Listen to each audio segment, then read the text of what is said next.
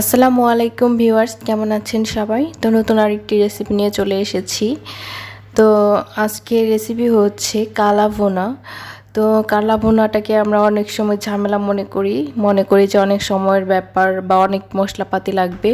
তো আমরা ঘরোয়া মশলায় কম উপকরণে খুবই সহজ পদ্ধতিতে কোনো প্রকার দামি মশলা ছাড়া কিভাবে এই কালাভুনাটা তৈরি করতে পারি সেই রেসিপিটাই শেয়ার করব। তো এখানে আমি 1.5 কেজি মতো মাংস নিয়েছি। তো এই মাংসতে হাড় চর্বি সব মিক্স করা ছিল।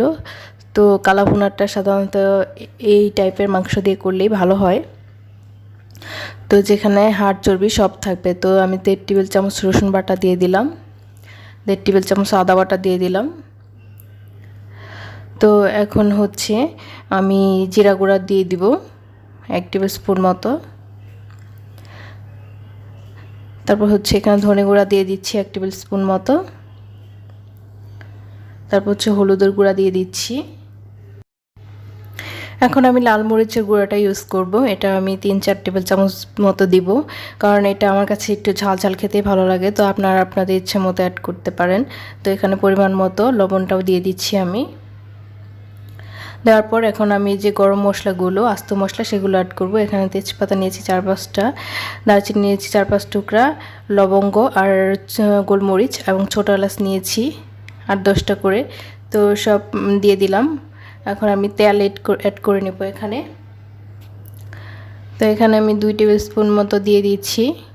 পরে যেহেতু আমি আরও তেল ইউজ করব, তো মাংসতে যেহেতু চর্বি আছে তেলের পরিমাণটা কম হলেও লাগবে। তো এখন হচ্ছে খুব ভালো করে হাত দিয়ে মাখিয়ে নেব এটাকে।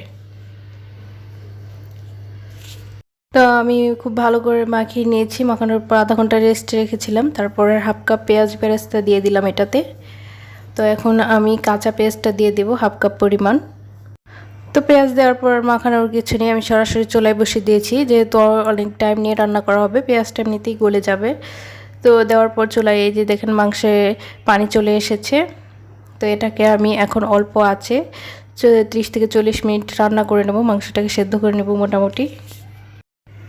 এই তো দেখতেই পাচ্ছেন 30-40 মিনিট পর আমার মাংসের চেহারাটা চেঞ্জ হয়ে এসেছে।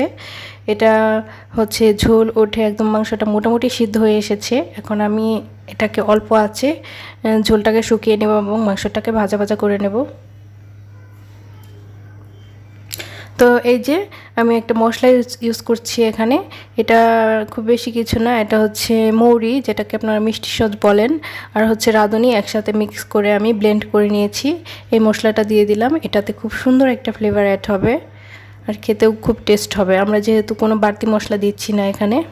তো এখন আমি খুব অল্প আছে এটাকে ভাজা ভাজা করে নেব। তো এই যে দেখতে পাচ্ছেন এটা এখন যে পর্যায়ে আছে এটা হচ্ছে লাল ভুনা। তো এটাকে আমাদের কালা ভুনা করে নিতে হবে। এই যে দেখতে পাচ্ছেন আমি ঝোলটাকে একদম শুকিয়ে নিয়েছি। তো এখন একটু ভাজা ভাজা করে নেব, আরও কালারটা অনেকটাই চেঞ্জ হয়ে এসেছে। তো আমরা আরেকটু ওয়েট করব, আরেকটু ভাজা ভাজা করব এটাকে, আর এতে আরও কালারটা চেঞ্জ হয়ে আসবে। তো এই তো দেখতে পাচ্ছেন মাংসের ফাইনাল লুক। তো এখন চুলায় একটা তাওয়া বসিয়ে দেব। তো চুলায় একটা তাওয়া বসিয়ে নিয়ে আমি প্রায় হাফ কাপ সরিষার তেল দিয়ে দিয়েছি। এতে বেশ অনেকটা পেঁয়াজ আর রসুন দিয়ে দিয়েছি। তো এটাকে আমি খুব ভালো করে এখন ভাজা ভাজা করে নেব তেলের উপর। এটা দিয়ে যেহেতু আমি মাংসে ফোড়ন দেব। তো এই যে দেখতে পাচ্ছেন আমি 3টা শুকনো মরিচ অ্যাড করে নিয়েছি। এটা আমার ভাজা হয়ে গেছে, এটা এখন মাংসে ঢেলে দেব। তো এই যে মাংসে আমি তো ফোড়নটা দিয়ে দিয়েছি। এখন এটাকে খুব ভালো করে আমি মিশিয়ে নেব। তো এই যে এটা মোটামুটি রেডি হয়ে গেছে। এখনও চুলার আঁচটা লোতে দেওয়া আছে। তো আর কিছুক্ষণ ভাজা ভাজা করে নেব। দেখতেই পাচ্ছেন কতটা সুন্দর কালার এসেছে আর কতটা ইয়ামি হয়েছে, যে সেটা না খেলে বোঝা যাবে না। আপনারা অবশ্যই বাসায় এটা ট্রাই করবেন। খুবই কম মশলাতে ঘরোয়া উপকরণে খুব সহজ পদ্ধতিতে কীভাবে কালা ভুনাটা তৈরি করা যায় সেটা আপনারা দেখে নিলেন। তো ভিডিওটি ভালো লাগলে অবশ্যই একটি লাইক দিবেন আর চ্যানেলটি সাবস্ক্রাইব করে পাশে থেকে যাবেন। ধন্যবাদ। আল্লাহ হাফেজ। আসসালামু আলাইকুম।